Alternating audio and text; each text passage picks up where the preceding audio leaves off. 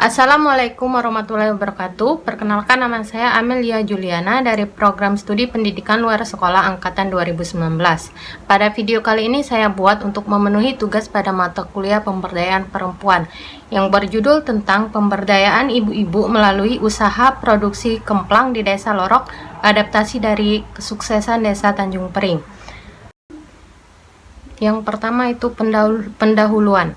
Nah, ketika kehidupan semakin tinggi dan pendapatan yang diterima tidak lagi mencukupi standar hidup, bagi masyarakat Desa Lorok yang memiliki pendapatan di bawah standar tentu sangat berat menjalani kehidupan sehari-hari.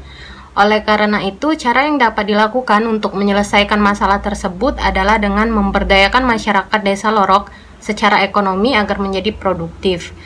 Nah, di Desa Tanjung Pering, Kecamatan Indralaya Utara, Kabupaten Ogan Ilir, terdapat produksi kemplang yang sangat maju yang telah memproduksi secara turun-temurun selama puluhan tahun, dan pengirimannya itu sudah keluar wilayah bahkan kota, yaitu ke Lampung, Lahat, Prabu, bahkan sampai ke Pulau Jawa.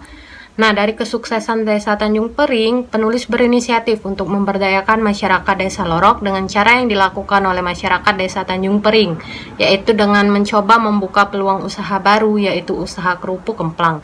Sehingga dengan adaptasi usaha kerupuk kemplang ini juga dapat memberdayakan masyarakat Desa Lorok, terutama ibu-ibu rumah tangga yang tidak memiliki pekerjaan menjadi memiliki penghasilan.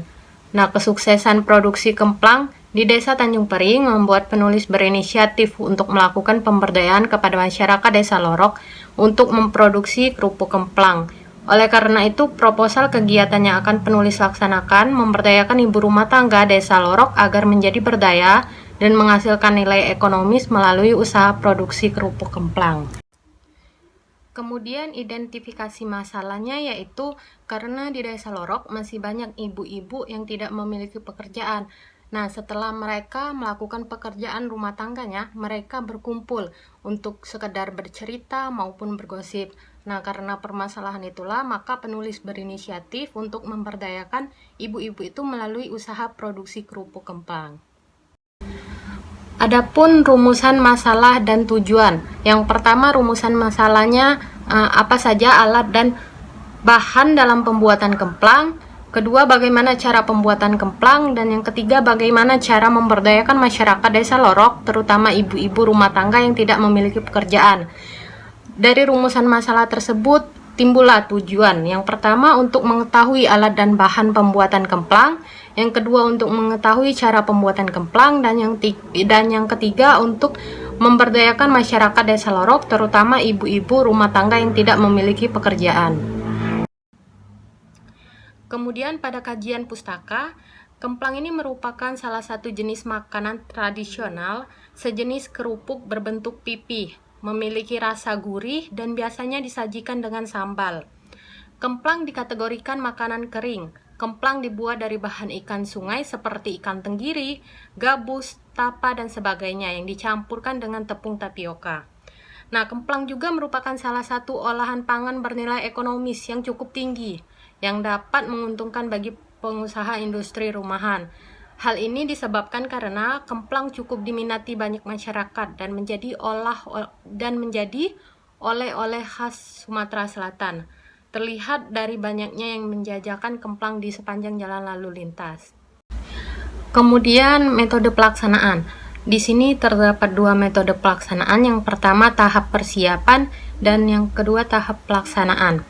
Pada tahap persiapan, yang pertama dalam melaksanakan sebuah usaha tentu perlu dilakukan sebuah persiapan.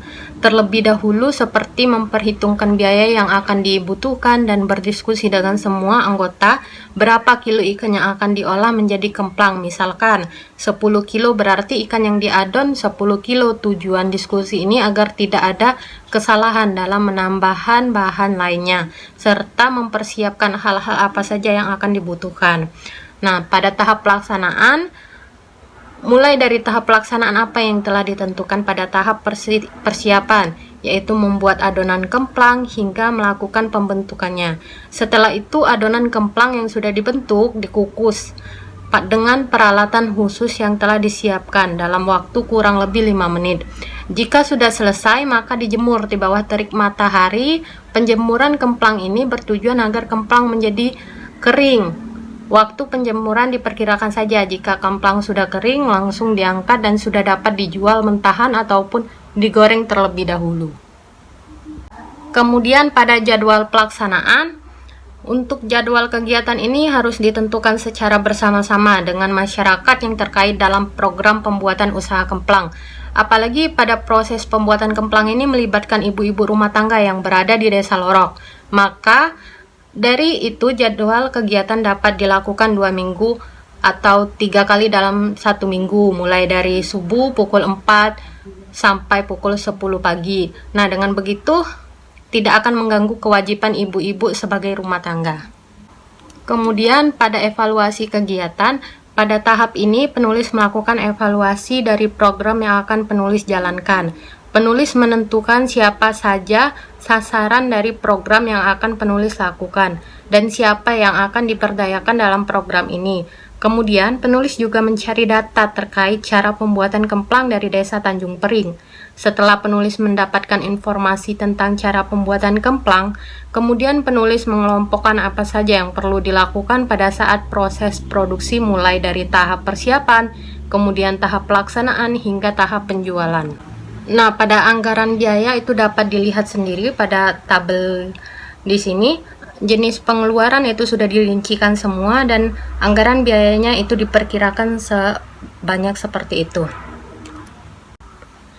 Nah, pada personalia pelaksanaan, penulis di sini bekerja sama dengan ibu-ibu PKK Desa Lorok, yang nantinya ibu-ibu itulah yang akan melaksanakan usaha ini secara berkelanjutan, dan tidak lupa juga melibatkan pemerintah desa seperti Kades dan perangkat desa lainnya untuk mendukung program pemberdayaan ibu-ibu Desa Lorok, karena program ini merupakan usaha untuk membangun dan memberdayakan para ibu-ibu yang ada di Desa Lorok.